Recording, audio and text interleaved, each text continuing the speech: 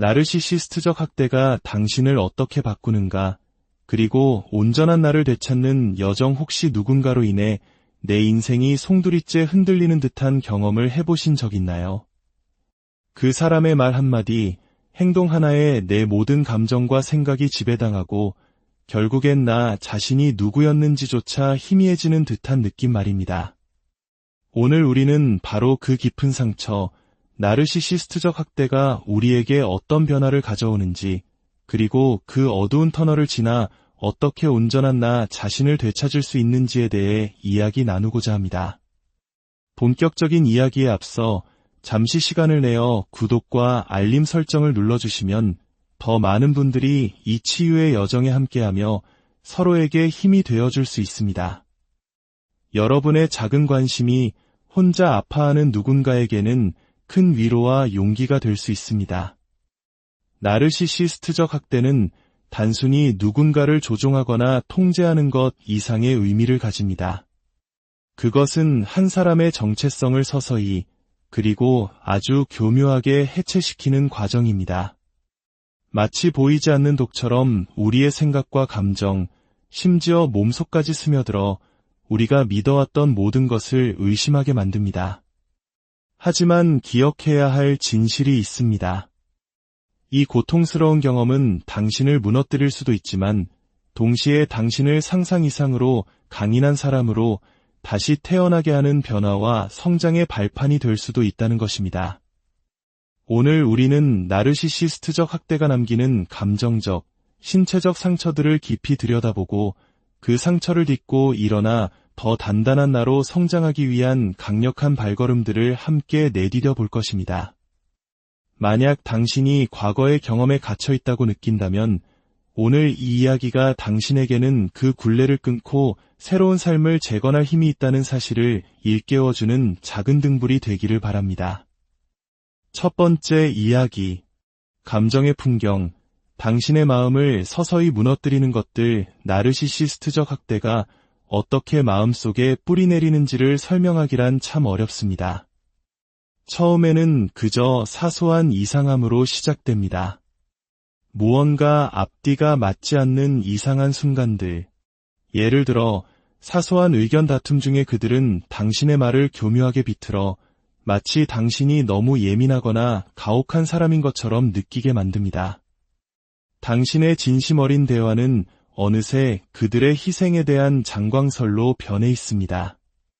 당신은 그저 오해일 뿐이라고 스스로를 다독입니다. 하지만 시간이 흐르면서 그 균열은 점점 더 커지고 당신 내면의 무언가가 서서히 변하기 시작합니다. 이제 당신은 상대를 의심하는 것이 아니라 자기 자신을 의심하게 됩니다. 이것이 바로 나르시시스트적 학대가 당신의 현실감을 잠식하는 방식입니다. 거대한 망치로 한 번에 부수는 것이 아니라 천장에 갈라진 틈으로 조용히 스며드는 물처럼 그 피해가 돌이킬 수 없을 만큼 커질 때까지 알아채기 어렵습니다. 당신은 자신의 기억을 의심하기 시작합니다. 정말 그런 일이 있었나? 내가 너무 과민 반응한 건 아닐까? 나르시시스트들이 사용하는 가장 교활한 전략 중 하나인 가스라이팅은 바로 이런 것입니다. 상대방의 기억과 판단력을 교묘하게 의심하게 만들어 스스로를 믿지 못하게 만드는 심리적 조종 기술입니다. 마치 짙은 안개 속에 갇힌 것처럼 명확한 진실을 찾아 헤매지만 결코 찾을 수 없게 만드는 것이죠. 이러한 자기 잠식 과정이 더욱 혼란스러운 이유는 그것이 매우 의도적으로 느껴지기 때문입니다. 나르시시스트들은 비난과 조종을 통해 자신에게 유리하도록 이야기를 재구성하는 데 능숙합니다. 당신이 상처받았다고 표현하면 그들은 당신이 너무 감정적이거나 배은망덕하다고 비난합니다. 시간이 지나면서 그들의 말은 당신의 내면에 깊이 스며들고 당신은 그 말을 믿기 시작합니다. 그들의 분노를 피하거나 인정을 받기 위해 스스로를 검열하고 행동을 수정하게 됩니다. 당신을 이끌어주던 당신만의 목소리는 그들의 비판이라는 무거운 무게에 짓눌려 점점 희미해집니다. 그리고 더 깊고 고통스러운 층이 바로 정체성의 상실이 찾아옵니다. 나르시시스트적 학대는 당신의 자아를 조금씩 갉아먹어 결국 거울 앞에 선 당신이 내가 누구였더라 라고 자문하게 만듭니다. 당신의 욕망은 그들의 기대와 요구로 대체됩니다. 내가 뭘 원하지? 라는 질문은 더 이상 의미가 없게 느껴집니다. 대신 어떻게 하면 이 상황을 평화롭게 넘길 수 있을까? 또는 어떻게 하면 또 다른 싸움을 피할 수 있을까?를 먼저 생각하게 됩니다. 이것은 단순히 통제받는 느낌을 넘어 관계 속에서 나 자신이 서서히 사라지고 있다는 끔찍한 깨달음입니다. 이 모든 과정에는 끊임없는 불안이 동반됩니다. 나르시시스트와 함께 사는 것은 마치 불타는 구덩이 위에서 외줄타기를 하는 것과 같습니다. 언제 다음 발을 헛디뎌 추락할지 알 수 없는 공포. 당신은 살아남기 위해 극도로 예민해집니다. 위험 신호를 감지하기 위해 상대의 기분, 말투, 미세한 표정 변화까지 샅샅이 훑습니다. 이는 우리가 흔히 말하는 눈치가 생존을 위한 절박한 레이더가 되어버린 것과 같습니다. 당신의 몸은 보이지 않는 폭풍에 대비하듯 항상 최고 경계 상태에 머무릅니다. 그리고 이내 긴장을 푸는 것이 어떤 느낌이었는지조차 잊어버리게 됩니다. 현대 심리학은 이러한 만성적인 스트레스가 뇌에 심각한 영향을 미친다고 말합니다. 즉각적인 위험 상황에서 우리를 보호하기 위해 설계된 투쟁도피 반응이 과도하게 활성화되는 것입니다. 마치 불은 오래전에 꺼졌는데도 화재 경보기가 멈추지 않고 울리는 것과 같습니다. 시간이 지남에 따라 이는 당신을 지치게 만들어 명확하게 생각하거나 결정을 내리거나 심지어 자신의 직감을 신뢰하는 것조차 어렵게 만듭니다. 의심과 수치심의 목소리는 당신의 것이 아닙니다. 그것은 나르시시스트가 심어놓은 것입니다. 나르시시스트적 학대는 타인을 보는 방식을 바꿀 뿐만 아니라 당신이 자신을 보는 방식 자체를 왜곡합니다. 당신의 것이 아닌 짐을 짊어지게 하고 한때 굳게 믿었던 진실을 의심하게 하며 마치 영원히 균형을 잃은 채 삶을 걷게 만듭니다. 하지만 이 모든 것에도 불구하고 당신의 마음을 한 조각씩 되찾을 수 있는 조용한 힘이 당신 안에 있다는 것을 항상 기억해야 합니다. 두 번째 이야기. 신체적 발현. 당신의 몸이 보내는 비상 신호. 많은 사람들이 간과하는 사실이 있습니다. 정서적 학대가 얼마나 깊이 몸에 각인되는지에 대한 것입니다. 그것은 마음속에만 머무는 것이 아닙니다. 논쟁이 끝나고 진심이든 거짓이든 사과가 오간 후에도 당신의 몸은 그 모든 것을 기억합니다. 어쩌면 당신은 지끈거리는 편두통, 잠 못 이루는 불면증, 혹은 어깨에 뭉친 긴장감을 당신 삶 속의 나르시시스트와 의식적으로 연결하지 못할 수도 있습니다. 하지만 그 연결고리는 분명히 존재합니다. 당신의 마음은 현실을 합리화하거나 피해를 축소하려 할지 몰라도 당신의 몸은 결코 거짓말하지 않습니다. 나르시시스트의 감정적 조종 아래 사는 것은 마치 압력소단에 갇혀있는 것과 같습니다. 매일매일 스트레스가 한 겹씩 쌓이고 결코 완전히 사라지지 않습니다. 보이지 않지만 피할 수도 없는 포식자에게 끊임없이 쫓기는 기분입니다. 이러한 과각성 상태는 잠 못 이루는 밤, 꼬리에 꼬리를 무는 생각들, 혹은 모든 것이 평온해 보일 때조차 끔찍한 일이 곧 일어날 것만 같은 뱃속의 서늘한 느낌으로 나타납니다. 시간이 지나면서 이 무자비한 스트레스는 당신의 육체를 갉아먹기 시작합니다. 아무리 충전해도 금방 방전되는 배터리처럼 에너지 레벨이 뚝 떨어지는 것을 느낄지도 모릅니다. 당신의 몸이 이미 비상연료로 작동하고 있기 때문에 가장 작은 일조차 버겁게 느껴집니다. 스트레스 호르몬인 코르티솔의 끊임없는 공격에 면역 체계가 약해지면서 더 자주 아플 수도 있습니다. 소화불량, 두통, 근육통은 당신 삶의 일부가 됩니다.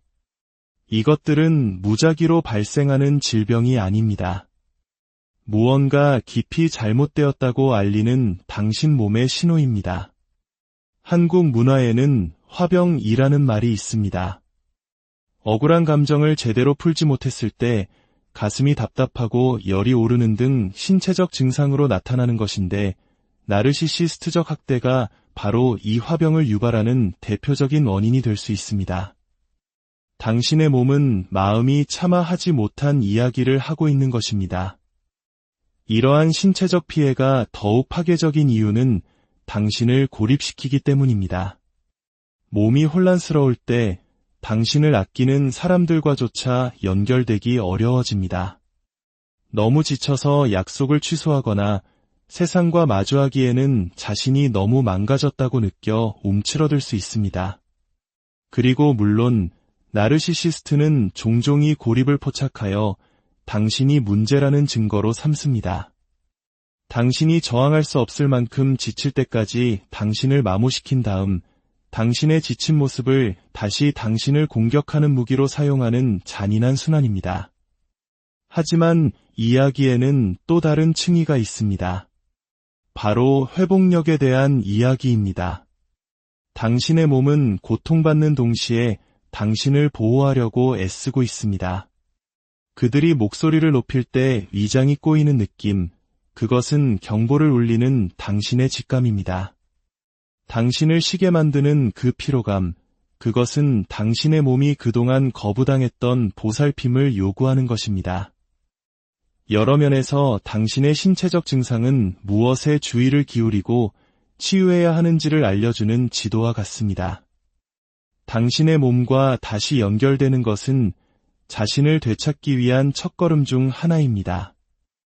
요가, 명상, 혹은 자연 속을 걷는 것과 같은 활동은 당신의 근육과 조직에 저장된 스트레스를 풀어주는 데 도움이 될 수 있습니다.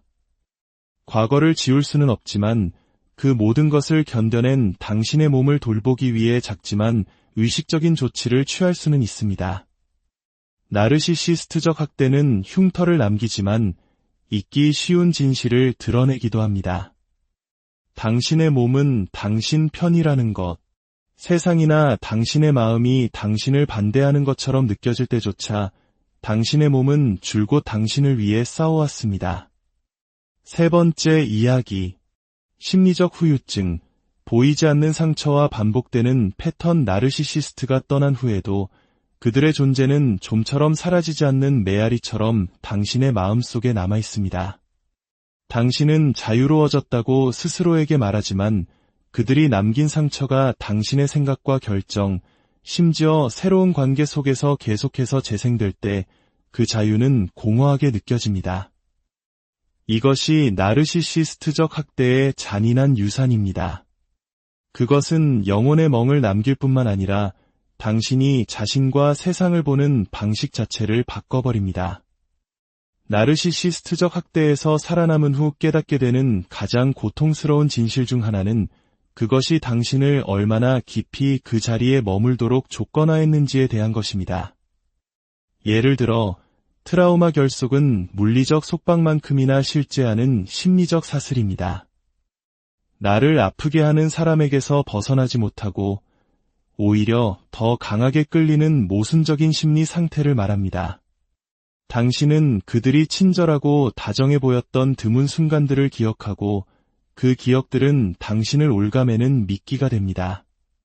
아주 가끔 보여주는 다정함이라는 당근에 희망을 걸고 끝없는 비난이라는 채찍을 견뎌내는 것입니다. 하지만 트라우마는 여기서 멈추지 않습니다. 나르시시스트적 학대는 당신이 다른 사람을, 심지어 자기 자신조차 신뢰할 수 있는지 의문을 갖게 만듭니다. 결국 당신이 사랑하고 아꼈던 사람이 당신을 그렇게 대할 수 있었다면 당신의 판단력에 대해 무엇을 말할 수 있겠습니까? 당신은 모든 상호작용에서 숨겨진 동기를 찾고 사람들의 말을 지나치게 해석하거나 그들의 진심을 의심하게 될 수 있습니다. 한번 산산조각 난 신뢰는 쉽게 재건되지 않습니다. 이러한 불신은 종종 내면으로 향합니다. 나르시시스트들은 자기 의심의 씨앗을 심는 데 대가이며 그 씨앗은 그들이 떠난 후에도 오랫동안 불안의 숲으로 자라날 수 있습니다. 당신은 논쟁을 머릿속에서 되풀이하며 정말로 자신의 잘못이었는지 자문하게 될지도 모릅니다. 아주 사소한 결정조차도 매 순간 자신을 의심하도록 배웠기 때문에 벅차게 느껴질 수 있습니다. 그리고 이 모든 것 위에는 유령처럼 반복되는 순환의 고리가 있습니다. 많은 생존자들은 원해서가 아니라 익숙하기 때문에 미래의 관계에서 비슷한 역학에 끌리는 자신을 발견합니다. 나르시시스트는 사랑과 연결에 대한 당신의 이해를 재구성하여 애정과 통제 사이의 경계를 모호하게 만들었습니다. 출구 없는 미로를 걷는 것처럼 모든 길이 같은 종류의 고통으로 되돌아가는 것과 같습니다. 이 패턴을 인식하는 것은 파괴적인 동시에 해방적인 경험입니다. 그것은 당신이 피해의 깊이를 직시하게 만들지만 동시에 탈출구를 제공합니다. 상처가 당신을 정의할 필요는 없지만 당신의 주의를 요구합니다. 치유는 고통과 함께 앉아 판단 없이 그것을 검토하고 그것이 어디에서 오는지 이해하려는 의지를 필요로 합니다. 쉬운 일은 아니지만 당신을 묶어두었던 순환에서 벗어나고 싶다면 반드시 필요한 과정입니다. 첫 번째 단계 중 하나는 나르시시스트의 목소리와 자신의 목소리를 분리하는 법을 배우는 것입니다. 자기의심, 비판, 두려움, 그것들은 당신의 것이 아닙니다. 그것들은 당신을 통제하고 싶었던 누군가에 의해 당신에게 주어진 것이며 당신은 더 이상 그것들을 짊어질 필요가 없습니다. 시간이 지나면서 당신은 그 패턴들이 더 이상 당신에게 도움이 되지 않는 생존 메커니즘이라는 것을 깨닫기 시작합니다. 당신은 나르시시스트가 심어놓은 믿음에 도전하고 당신의 가치와 경험에 뿌리를 둔 진실로 그것들을 대체하기 시작합니다. 네 번째 이야기. 온전한 나를 되찾는 여정. 나르시시스트적 학대의 그림자에서 벗어나는 것은 마치 낯선 신세계에서 깨어나는 것과 같습니다. 당신은 너무 오랫동안 생존 모드로 살아왔기 때문에 번영한다는 개념 자체가 이질적으로 느껴집니다. 상처는 당신의 생각과 행동, 그리고 자아감에 새겨져 있습니다. 하지만 그것이 당신 이야기의 끝은 아닙니다. 지금 이 순간이 바로 당신 자신에게로 돌아가는 여정을 시작하는 때입니다. 한 번에 한 걸음씩. 첫 번째 단계는 당신에게 무슨 일이 일어났는지 인정하는 것입니다. 이것은 간단해 보이지만 종종 가장 어려운 부분입니다. 나르시시스트적 학대는 혼란과 자기 의심 속에서 번성하며 무엇이 진짜인지 확신할 수 없게 만듭니다. 당신의 경험의 실체를 인정하는 것은 부정과 왜곡의 겹을 벗겨내고 그 아래에 있는 날것의 진실을 드러내는 것과 같습니다.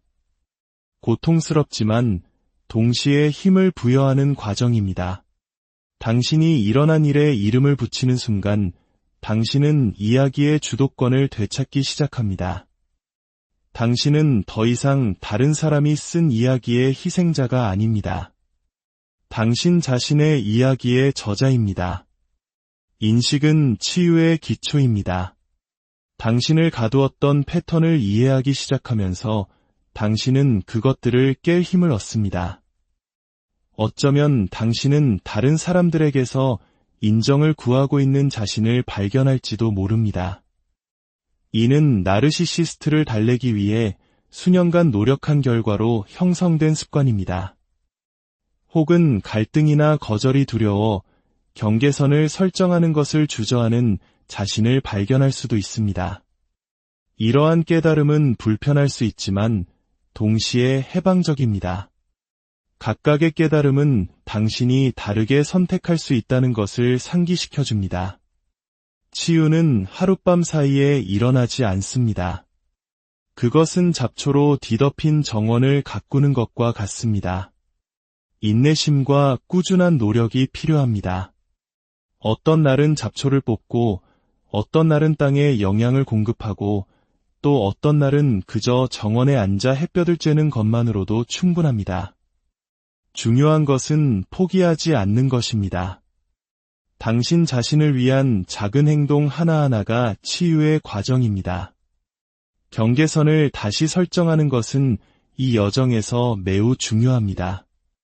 이것은 이기적인 행동이 아니라 자신을 존중하고 보호하는 필수적인 행위입니다. 당신은 아니오라고 말할 권리가 있고 당신의 시간과 에너지를 존중받을 권리가 있습니다. 처음에는 어색하고 두려울 수 있지만 경계선을 설정할 때마다 당신은 나는 소중하다는 메시지를 스스로에게 그리고 세상에 보내는 것입니다. 그리고 무엇보다 자기 연민을 실천해야 합니다. 스스로를 비난하는 대신 그 힘든 시간을 버텨온 자신을 따뜻하게 안아주는 것입니다. 당신이 겪은 일은 당신의 잘못이 아닙니다. 당신은 그저 살아남기 위해 최선을 다했을 뿐입니다. 이제는 자신에게 친절해질 시간입니다. 스스로를 판단하지 않고 당신의 감정을 있는 그대로 느끼도록 허락하세요. 결국 이 여정은 잃어버렸다고 생각했던 당신 자신과의 재회입니다. 나르시시스트는 당신의 빛을 가리려 했지만 결코 그것을 꺼뜨리지는 못했습니다. 당신은 그들이 남긴 상처로 정의되는 존재가 아닙니다. 당신은 그 모든 것을 이겨낸 당신의 힘으로 정의됩니다. 당신의 이야기는 그들이 남긴 상처로 끝나는 것이 아닙니다. 오히려 그 상처를 딛고 일어서는 회복과 성장의 이야기로 다시 쓰여지고 있습니다. 이제 당신에게는 회복력과 성장, 그리고 자기 발견의 서사를 쓸 힘이 있습니다. 당신의 과거가 미래를 가리는 그림자가 되는 대신 당신의 변화에 연료를 공급하는 동력이 되도록 하세요. 아무리 작더라도 모든 결정은 이 새로운 장의 한 줄이 됩니다. 모든 자기 사랑의 행위는 선언입니다. 나는 나에게 일어난 일보다 더 큰 존재다. 나는 온전하다. 나는 가치 있다. 이것이 나르시시스트의 목소리가 아닌 강하고 맑고 명백히 당신 자신의 목소리로 빚어진 당신의 진실이 되게 하십시오. 당신은 그저 살아남은 것이 아닙니다. 당신은 살아가고 있으며 당신 앞의 삶은 당신이 창조하는 것입니다. 오늘 나르시시스트적 학대가 우리에게 미치는 영향과 자신을 되찾는 여정에 대한 이야기에 함께 해주셔서 감사합니다. 이 이야기가 당신에게 명확함과 격려, 그리고 치유 과정을 시작할 수 있는 용기를 주었기를 바랍니다. 당신이 겪은 피해가 당신을 정의하지 않는다는 것을 기억하십시오. 그것에 대한 당신의 반응이 당신의 미래를 만듭니다. 당신의 모든 걸음의 빛과 평화가 나르시시스트적 학대가 당신을 어떻게 바꾸는가, 그리고 온전한 나를 되찾는 여정 혹시 누군가로 인해 내 인생이 송두리째 흔들리는 듯한 경험을 해보신 적 있나요? 그 사람의 말 한마디, 행동 하나에 내 모든 감정과 생각이 지배당하고 결국엔 나 자신이 누구였는지조차 희미해지는 듯한 느낌 말입니다. 오늘 우리는 바로 그 깊은 상처, 나르시시스트적 학대가 우리에게 어떤 변화를 가져오는지, 그리고 그 어두운 터널을 지나 어떻게 온전한 나 자신을 되찾을 수 있는지에 대해 이야기 나누고자 합니다. 본격적인 이야기에 앞서 잠시 시간을 내어 구독과 알림 설정을 눌러주시면 더 많은 분들이 이 치유의 여정에 함께하며 서로에게 힘이 되어줄 수 있습니다. 여러분의 작은 관심이 혼자 아파하는 누군가에게는 큰 위로와 용기가 될 수 있습니다. 나르시시스트적 학대는 단순히 누군가를 조종하거나 통제하는 것 이상의 의미를 가집니다. 그것은 한 사람의 정체성을 서서히 그리고 아주 교묘하게 해체시키는 과정입니다.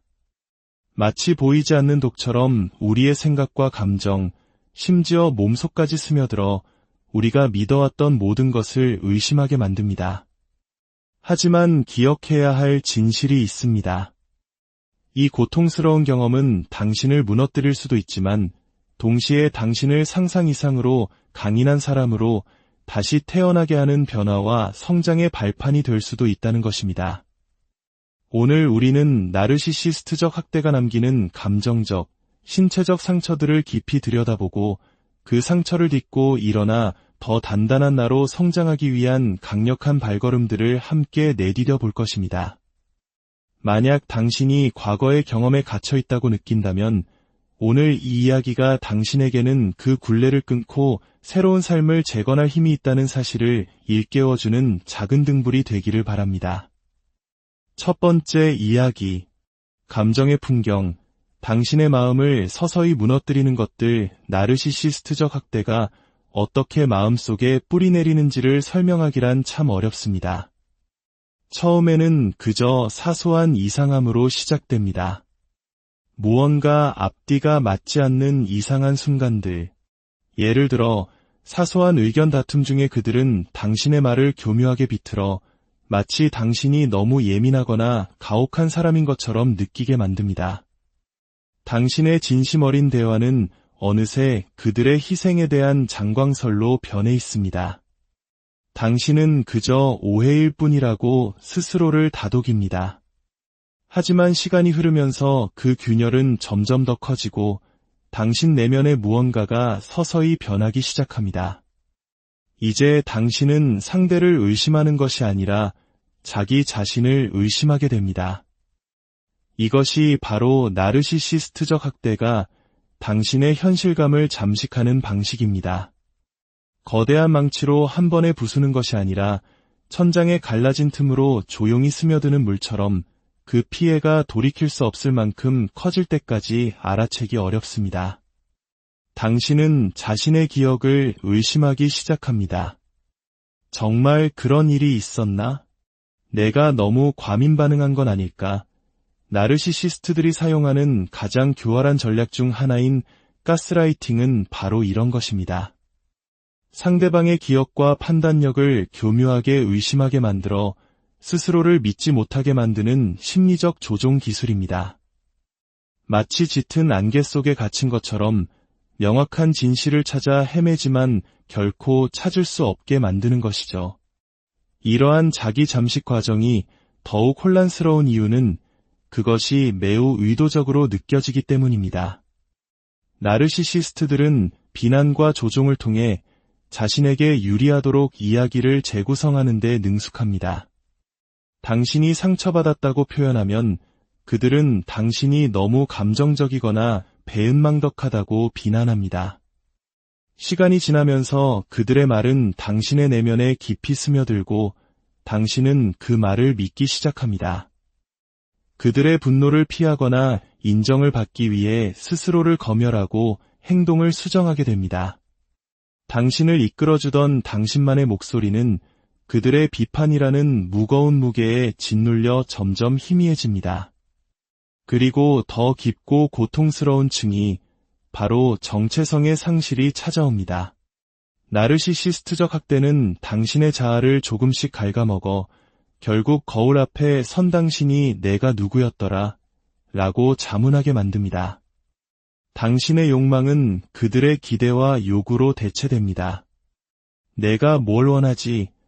라는 질문은 더 이상 의미가 없게 느껴집니다. 대신 어떻게 하면 이 상황을 평화롭게 넘길 수 있을까?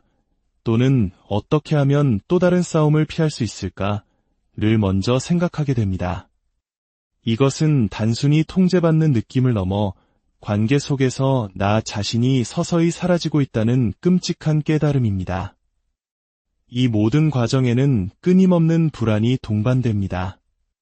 나르시시스트와 함께 사는 것은 마치 불타는 구덩이 위에서 외줄타기를 하는 것과 같습니다. 언제 다음 발을 헛디뎌 추락할지 알 수 없는 공포. 당신은 살아남기 위해 극도로 예민해집니다. 위험 신호를 감지하기 위해 상대의 기분, 말투, 미세한 표정 변화까지 샅샅이 훑습니다. 이는 우리가 흔히 말하는 눈치가 생존을 위한 절박한 레이더가 되어버린 것과 같습니다. 당신의 몸은 보이지 않는 폭풍에 대비하듯 항상 최고 경계 상태에 머무릅니다. 그리고 이내 긴장을 푸는 것이 어떤 느낌이었는지조차 잊어버리게 됩니다. 현대 심리학은 이러한 만성적인 스트레스가 뇌에 심각한 영향을 미친다고 말합니다. 즉각적인 위험 상황에서 우리를 보호하기 위해 설계된 투쟁도피 반응이 과도하게 활성화되는 것입니다. 마치 불은 오래전에 꺼졌는데도 화재 경보기가 멈추지 않고 울리는 것과 같습니다. 시간이 지남에 따라 이는 당신을 지치게 만들어 명확하게 생각하거나 결정을 내리거나 심지어 자신의 직감을 신뢰하는 것조차 어렵게 만듭니다. 의심과 수치심의 목소리는 당신의 것이 아닙니다. 그것은 나르시시스트가 심어놓은 것입니다. 나르시시스트적 학대는 타인을 보는 방식을 바꿀 뿐만 아니라 당신이 자신을 보는 방식 자체를 왜곡합니다. 당신의 것이 아닌 짐을 짊어지게 하고 한때 굳게 믿었던 진실을 의심하게 하며 마치 영원히 균형을 잃은 채 삶을 걷게 만듭니다. 하지만 이 모든 것에도 불구하고 당신의 마음을 한 조각씩 되찾을 수 있는 조용한 힘이 당신 안에 있다는 것을 항상 기억해야 합니다. 두 번째 이야기. 신체적 발현. 당신의 몸이 보내는 비상 신호. 많은 사람들이 간과하는 사실이 있습니다. 정서적 학대가 얼마나 깊이 몸에 각인되는지에 대한 것입니다. 그것은 마음속에만 머무는 것이 아닙니다. 논쟁이 끝나고 진심이든 거짓이든 사과가 오간 후에도 당신의 몸은 그 모든 것을 기억합니다. 어쩌면 당신은 지끈거리는 편두통, 잠 못 이루는 불면증, 혹은 어깨에 뭉친 긴장감을 당신 삶 속의 나르시시스트와 의식적으로 연결하지 못할 수도 있습니다. 하지만 그 연결고리는 분명히 존재합니다. 당신의 마음은 현실을 합리화하거나 피해를 축소하려 할지 몰라도 당신의 몸은 결코 거짓말하지 않습니다. 나르시시스트의 감정적 조종 아래 사는 것은 마치 압력소단에 갇혀 있는 것과 같습니다. 매일매일 스트레스가 한 겹씩 쌓이고 결코 완전히 사라지지 않습니다. 보이지 않지만 피할 수도 없는 포식자에게 끊임없이 쫓기는 기분입니다. 이러한 과각성 상태는 잠 못 이루는 밤, 꼬리에 꼬리를 무는 생각들, 혹은 모든 것이 평온해 보일 때조차 끔찍한 일이 곧 일어날 것만 같은 뱃속의 서늘한 느낌으로 나타납니다. 시간이 지나면서 이 무자비한 스트레스는 당신의 육체를 갉아먹기 시작합니다. 아무리 충전해도 금방 방전되는 배터리처럼 에너지 레벨이 뚝 떨어지는 것을 느낄지도 모릅니다. 당신의 몸이 이미 비상연료로 작동하고 있기 때문에 가장 작은 일조차 버겁게 느껴집니다. 스트레스 호르몬인 코르티솔의 끊임없는 공격에 면역체계가 약해지면서 더 자주 아플 수도 있습니다. 소화불량, 두통, 근육통은 당신 삶의 일부가 됩니다. 이것들은 무작위로 발생하는 질병이 아닙니다. 무언가 깊이 잘못되었다고 알리는 당신 몸의 신호입니다. 한국 문화에는 화병이라는 말이 있습니다. 억울한 감정을 제대로 풀지 못했을 때 가슴이 답답하고 열이 오르는 등 신체적 증상으로 나타나는 것인데 나르시시스트적 학대가 바로 이 화병을 유발하는 대표적인 원인이 될 수 있습니다. 당신의 몸은 마음이 차마 하지 못한 이야기를 하고 있는 것입니다. 이러한 신체적 피해가 더욱 파괴적인 이유는 당신을 고립시키기 때문입니다. 몸이 혼란스러울 때 당신을 아끼는 사람들과조차 연결되기 어려워집니다. 너무 지쳐서 약속을 취소하거나 세상과 마주하기에는 자신이 너무 망가졌다고 느껴 움츠러들 수 있습니다. 그리고 물론 나르시시스트는 종종 이 고립을 포착하여 당신이 문제라는 증거로 삼습니다. 당신이 저항할 수 없을 만큼 지칠 때까지 당신을 마모시킨 다음 당신의 지친 모습을 다시 당신을 공격하는 무기로 사용하는 잔인한 순환입니다. 하지만 이야기에는 또 다른 층위가 있습니다. 바로 회복력에 대한 이야기입니다. 당신의 몸은 고통받는 동시에 당신을 보호하려고 애쓰고 있습니다.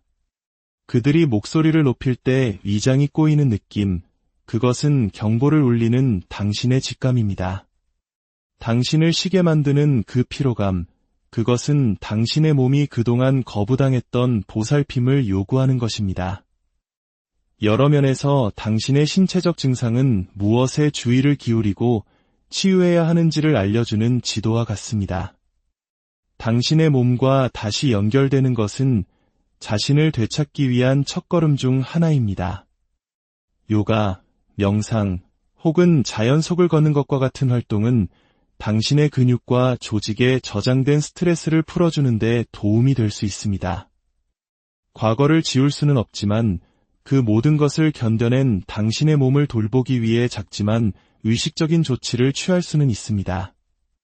나르시시스트적 학대는 흉터를 남기지만 잊기 쉬운 진실을 드러내기도 합니다. 당신의 몸은 당신 편이라는 것, 세상이나 당신의 마음이 당신을 반대하는 것처럼 느껴질 때조차 당신의 몸은 줄곧 당신을 위해 싸워왔습니다. 세 번째 이야기, 심리적 후유증, 보이지 않는 상처와 반복되는 패턴. 나르시시스트가 떠난 후에도 그들의 존재는 좀처럼 사라지지 않는 메아리처럼 당신의 마음속에 남아있습니다.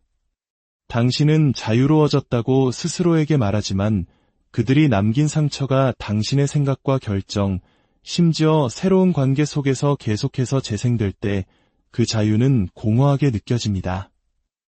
이것이 나르시시스트적 학대의 잔인한 유산입니다.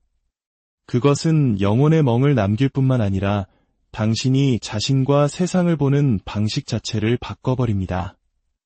나르시시스트적 학대에서 살아남은 후 깨닫게 되는 가장 고통스러운 진실 중 하나는 그것이 당신을 얼마나 깊이 그 자리에 머물도록 조건화했는지에 대한 것입니다.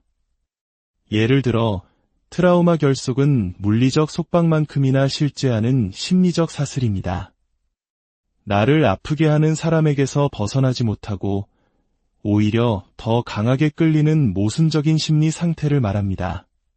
당신은 그들이 친절하고 다정해 보였던 드문 순간들을 기억하고 그 기억들은 당신을 올가매는 미끼가 됩니다.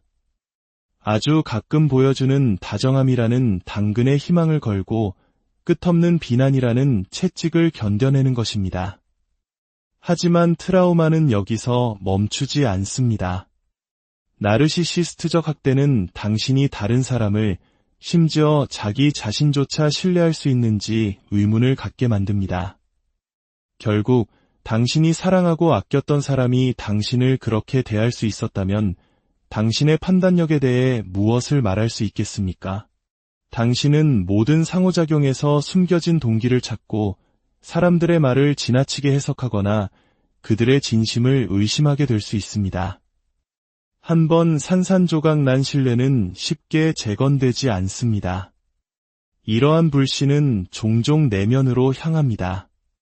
나르시시스트들은 자기 의심의 씨앗을 심는 데 대가이며 그 씨앗은 그들이 떠난 후에도 오랫동안 불안의 숲으로 자라날 수 있습니다. 당신은 논쟁을 머릿속에서 되풀이하며 정말로 자신의 잘못이었는지 자문하게 될지도 모릅니다. 아주 사소한 결정조차도 매 순간 자신을 의심하도록 배웠기 때문에 벅차게 느껴질 수 있습니다. 그리고 이 모든 것 위에는 유령처럼 반복되는 순환의 고리가 있습니다. 많은 생존자들은 원해서가 아니라 익숙하기 때문에 미래의 관계에서 비슷한 역학에 끌리는 자신을 발견합니다. 나르시시스트는 사랑과 연결에 대한 당신의 이해를 재구성하여 애정과 통제 사이의 경계를 모호하게 만들었습니다. 출구 없는 미로를 걷는 것처럼 모든 길이 같은 종류의 고통으로 되돌아가는 것과 같습니다. 이 패턴을 인식하는 것은 파괴적인 동시에 해방적인 경험입니다. 그것은 당신이 피해의 깊이를 직시하게 만들지만 동시에 탈출구를 제공합니다. 상처가 당신을 정의할 필요는 없지만 당신의 주의를 요구합니다. 치유는 고통과 함께 앉아 판단 없이 그것을 검토하고 그것이 어디에서 오는지 이해하려는 의지를 필요로 합니다. 쉬운 일은 아니지만 당신을 묶어두었던 순환에서 벗어나고 싶다면 반드시 필요한 과정입니다. 첫 번째 단계 중 하나는 나르시시스트의 목소리와 자신의 목소리를 분리하는 법을 배우는 것입니다. 자기의심, 비판, 두려움, 그것들은 당신의 것이 아닙니다. 그것들은 당신을 통제하고 싶었던 누군가에 의해 당신에게 주어진 것이며 당신은 더 이상 그것들을 짊어질 필요가 없습니다. 시간이 지나면서 당신은 그 패턴들이 더 이상 당신에게 도움이 되지 않는 생존 메커니즘이라는 것을 깨닫기 시작합니다. 당신은 나르시시스트가 심어놓은 믿음에 도전하고 당신의 가치와 경험에 뿌리를 둔 진실로 그것들을 대체하기 시작합니다. 네 번째 이야기. 온전한 나를 되찾는 여정. 나르시시스트적 학대의 그림자에서 벗어나는 것은 마치 낯선 신세계에서 깨어나는 것과 같습니다. 당신은 너무 오랫동안 생존 모드로 살아왔기 때문에 번영한다는 개념 자체가 이질적으로 느껴집니다. 상처는 당신의 생각과 행동, 그리고 자아감에 새겨져 있습니다. 하지만 그것이 당신 이야기의 끝은 아닙니다. 지금 이 순간이 바로 당신 자신에게로 돌아가는 여정을 시작하는 때입니다.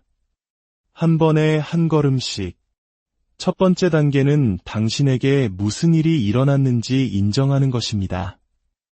이것은 간단해 보이지만 종종 가장 어려운 부분입니다. 나르시시스트적 학대는 혼란과 자기 의심 속에서 번성하며 무엇이 진짜인지 확신할 수 없게 만듭니다. 당신의 경험의 실체를 인정하는 것은 부정과 왜곡의 겹을 벗겨내고 그 아래에 있는 날것의 진실을 드러내는 것과 같습니다.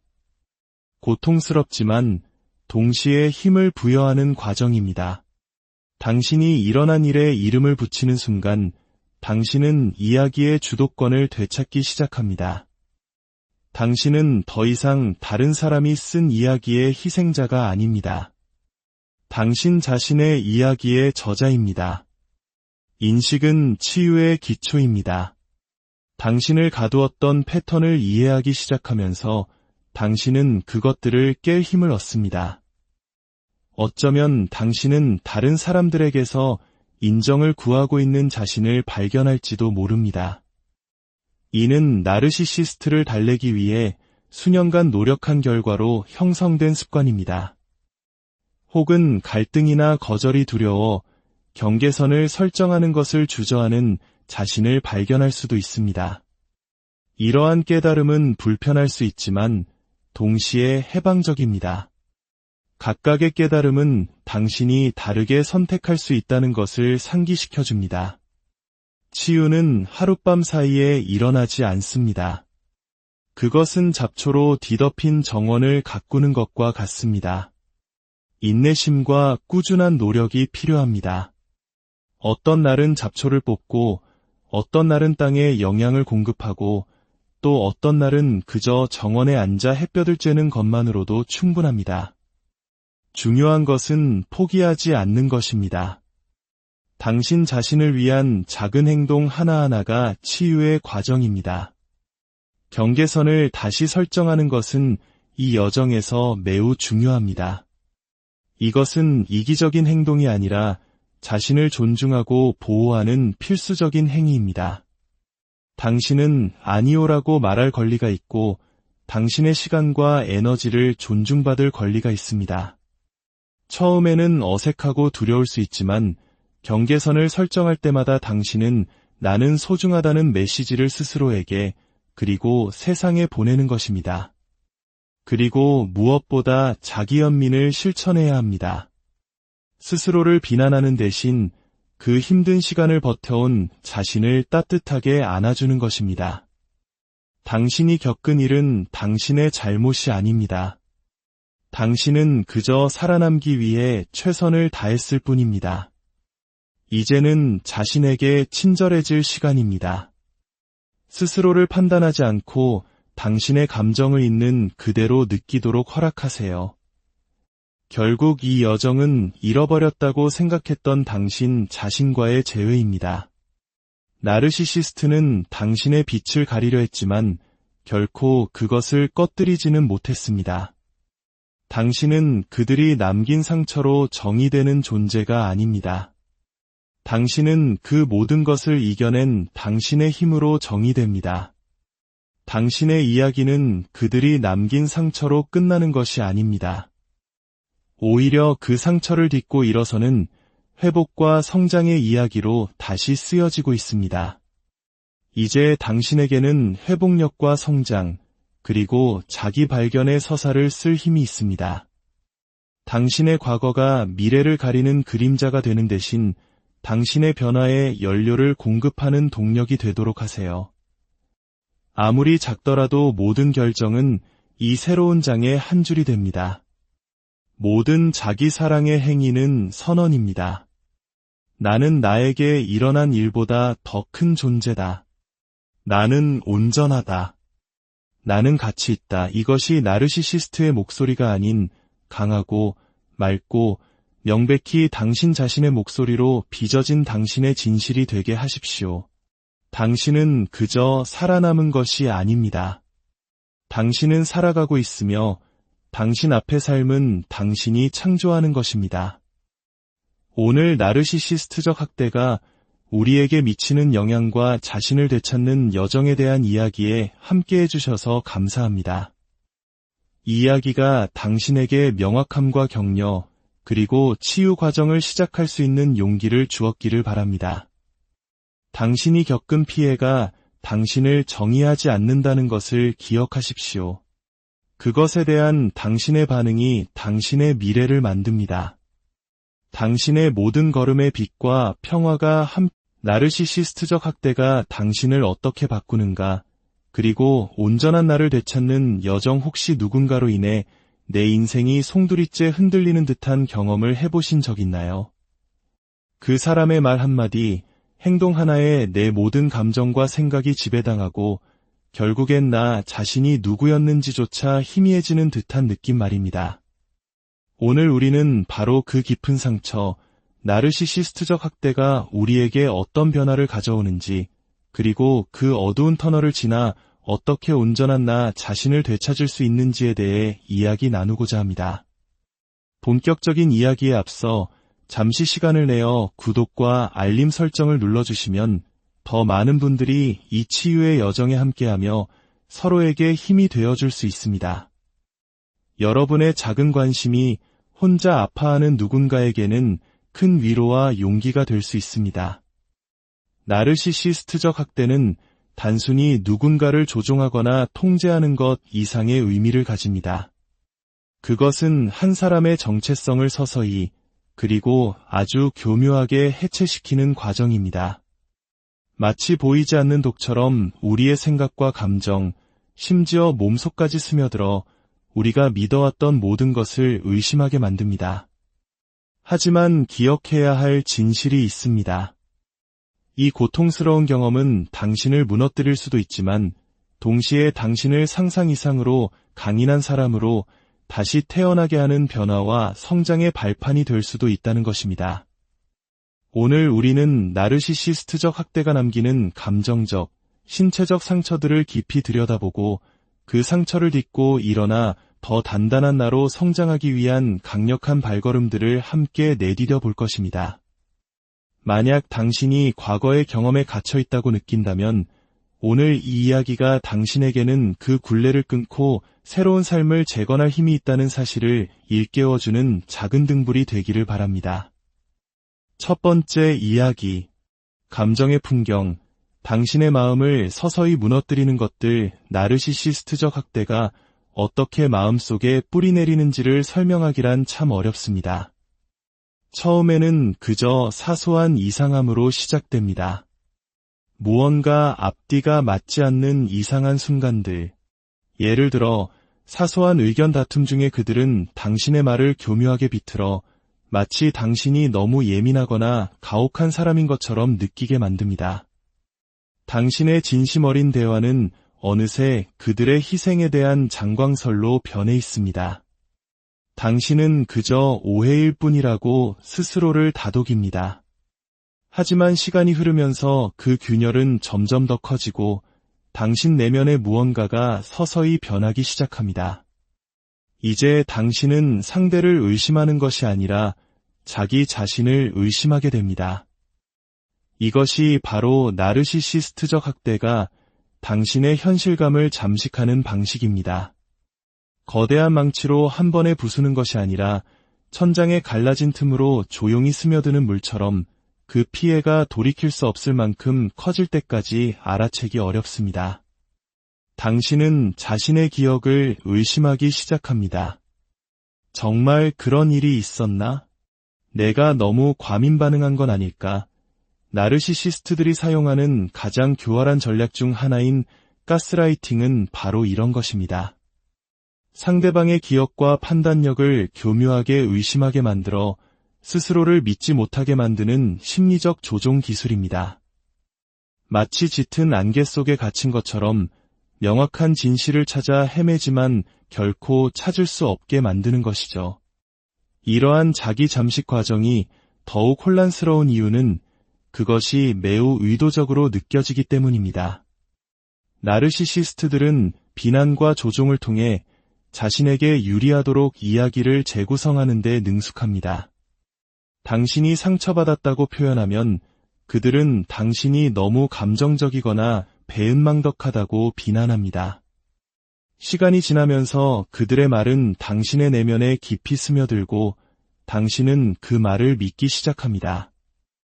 그들의 분노를 피하거나 인정을 받기 위해 스스로를 검열하고 행동을 수정하게 됩니다. 당신을 이끌어주던 당신만의 목소리는 그들의 비판이라는 무거운 무게에 짓눌려 점점 희미해집니다. 그리고 더 깊고 고통스러운 층이 바로 정체성의 상실이 찾아옵니다. 나르시시스트적 학대는 당신의 자아를 조금씩 갉아먹어 결국 거울 앞에 선 당신이 내가 누구였더라 라고 자문하게 만듭니다. 당신의 욕망은 그들의 기대와 요구로 대체됩니다. 내가 뭘 원하지? 라는 질문은 더 이상 의미가 없게 느껴집니다. 대신 어떻게 하면 이 상황을 평화롭게 넘길 수 있을까?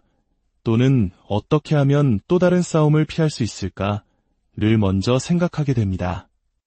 이것은 단순히 통제받는 느낌을 넘어 관계 속에서 나 자신이 서서히 사라지고 있다는 끔찍한 깨달음입니다. 이 모든 과정에는 끊임없는 불안이 동반됩니다. 나르시시스트와 함께 사는 것은 마치 불타는 구덩이 위에서 외줄타기를 하는 것과 같습니다. 언제 다음 발을 헛디뎌 추락할지 알 수 없는 공포.